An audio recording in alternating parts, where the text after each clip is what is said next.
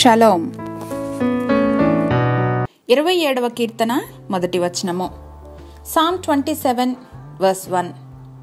యెహోవా నాకు వెలుగును రక్షణయై ఉన్నాడు, నేను ఎవరికి భయపడదును?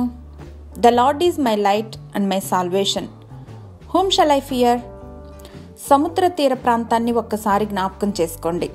అస్తవ్యస్తంగా ఉన్న తీర ప్రాంతాలు, హోరుగాలులు, ఎగిసిపడుతున్న తరంగాలు, వీటన్నింటి మధ్యలో లైట్ హౌస్ ఏర్పాటు చేయబడి ఉంటుంది.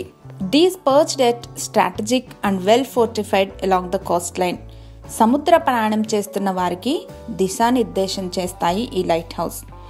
మన జీవితాల్లో కూడా ఇలాంటి చీకటి అగాధాలు అల్లకల్లోలం కమ్మినప్పుడు దేవాది దేవుడు మన పరమ తండ్రి వెలుగుగా ఉండి మన మార్గాలను సరిచేసి నడిపిస్తారు.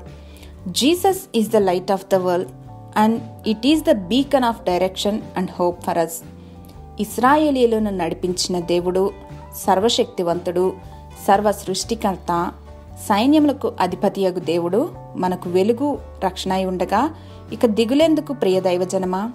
మన జీవితాలను శాశ్వతుడైన తండ్రికి అప్పగించి ఇక భయపడకూడదని దృఢమైన నిర్ణయముతో ముందుకు సాగుదాం.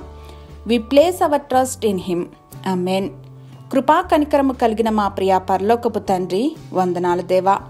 చీకటి నిండిన బ్రతుకుల్లో ఆశాకిరణమై, బలహీనులుగా ఉన్నప్పుడు మాకు బలమై, అన్నిటికీ మించి నిర్లక్ష్యంగా ఉన్న జీవితాలకు రక్షణ నిరీక్షణ అయి నిలిచినందుకు యేసుక్రీస్తు వారి ఘనశ్రేష్ఠ నామంలో కృతజ్ఞతలు సమర్పిస్తున్నాం మా ప్రియ పరలోకపు తండ్రి.